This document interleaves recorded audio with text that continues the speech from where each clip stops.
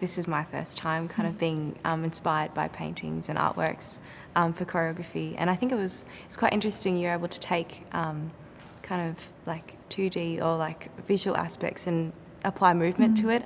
My piece is called The Adorned. I decided to choose the gold embellishments that were really evident in the long case clock, as Apollo is also seen riding a chariot on top.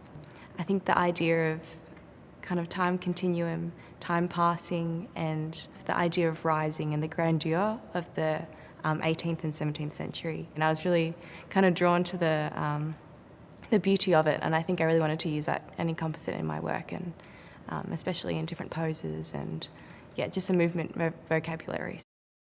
My piece is called Orbital, and I was really drawn to the idea of the cycle of a day, a life, or a season, and just this continuous cycle that we pass through as we exist within our life. So I wanted to portray the ideas of the rising of the sun, which is reflected in the painting, and the connotations that come with that. So you have the hope of a new day and a new dawn, but then also the deterioration of reason and the connotations that come with night, the ideas of darkness. And then at the end we return and this cycle completes and you come back with a new hope and a new day and reason returns.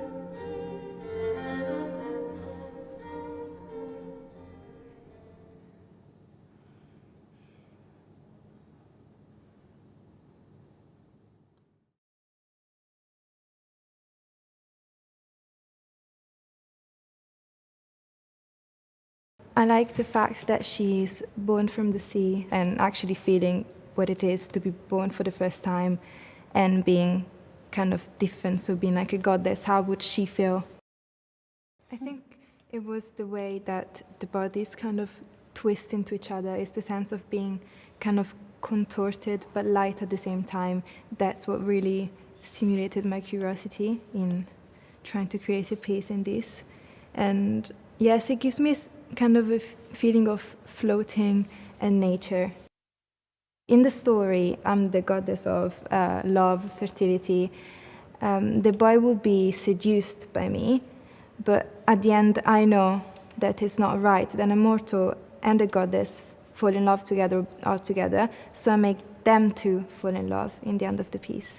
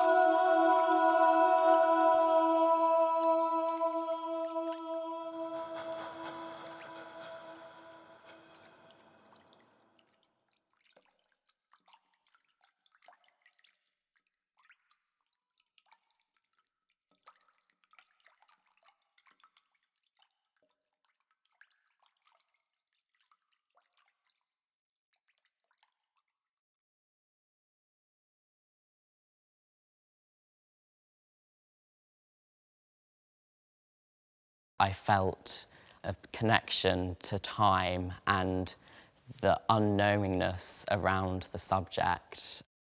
The rising and the setting of the sun by Boucher, the time that it takes for the sun to rise and the sun to set, and this cyclical structure that just intrigues me, because even though this same repetitive structure happens, there's always differences within each day and within each night, and that's really interested me as a choreographer. In a section, I take a pose that Apollo is positioned in The Rising of the Sun. It's the one of him standing upright and proud, almost as if he's looking up into the sky, ready for the new day to come. I try to make it more balleticized and more suited to my body, as it's quite hard to replicate a movement in a painting in 3D in real life.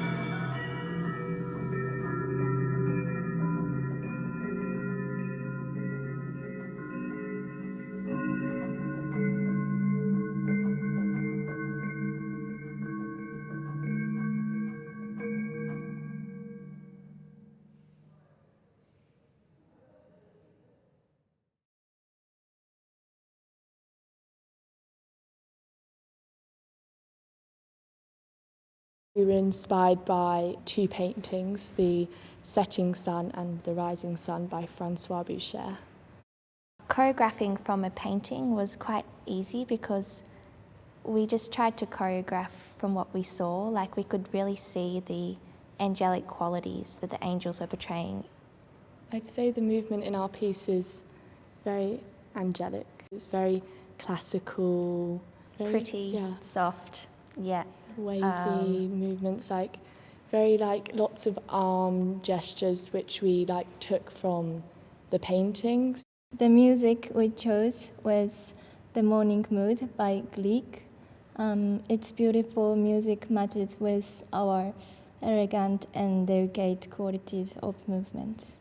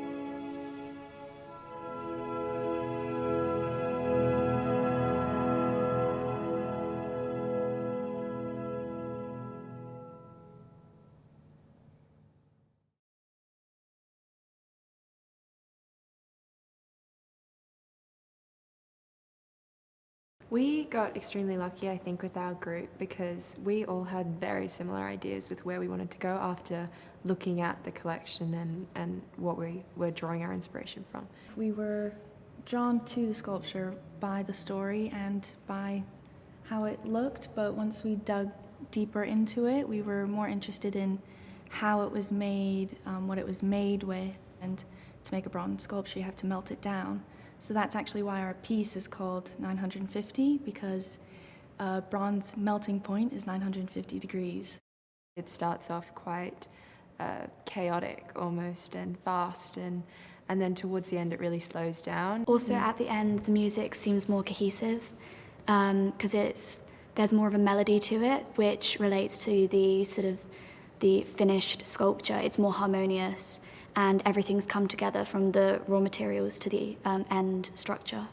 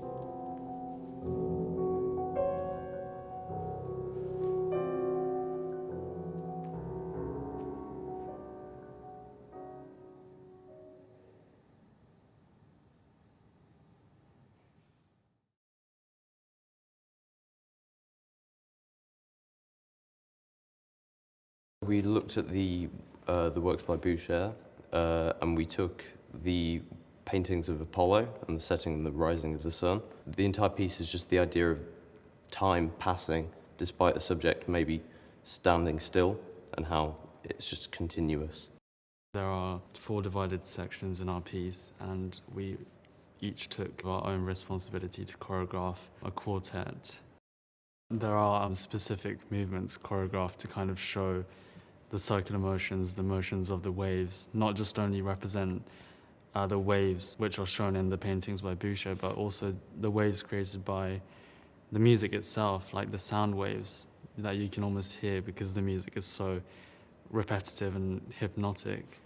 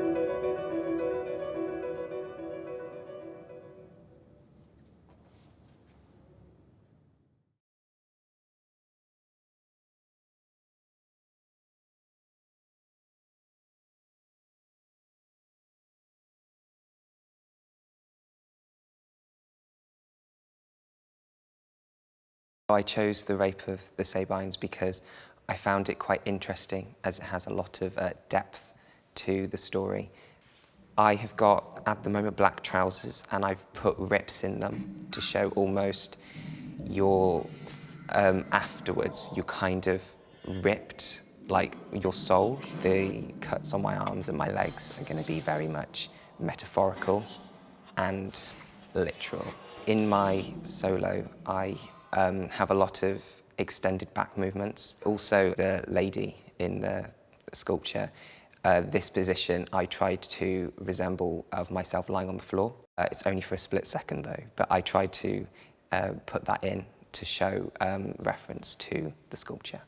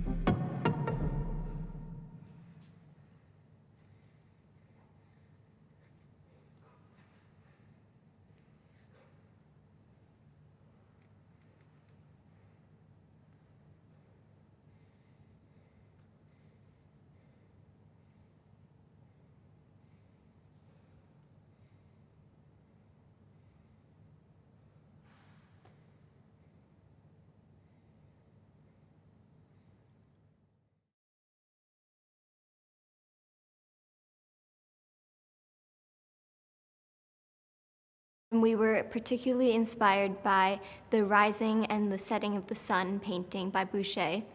We liked this idea of the sun being born every day and dying every day, so that's how we connected it to the phoenix being reborn from its ashes and dying back to its ashes.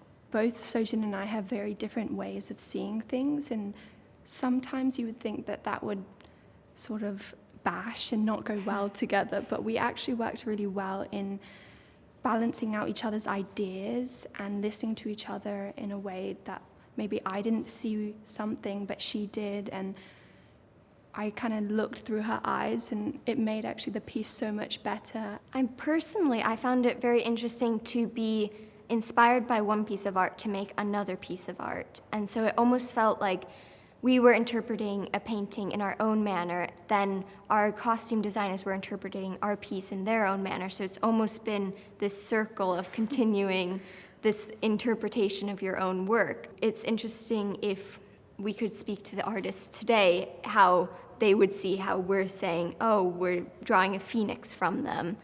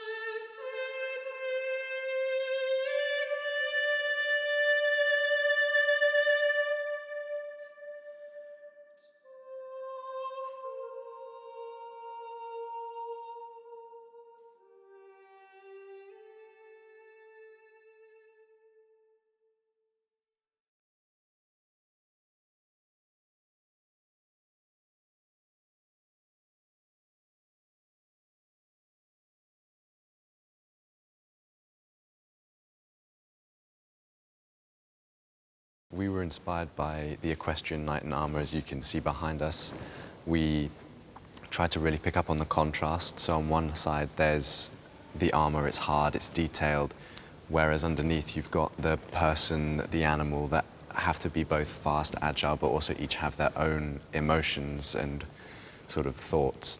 The title of the work is called Aegis, and it's a word that means protection, and that was drawn from obviously the armour that is on the statue behind us. And it was also an interesting opportunity to have the centre of the stage, you know, obstructed in a way by this piece, which then it encouraged us to use all aspects of the space, to have the audience, you know, all around us, and that's different to what we are used to. I really love this space. There's such an atmosphere and sense of history and storytelling, which I guess is what dance is all about too. So it's amazing to bring those two worlds together.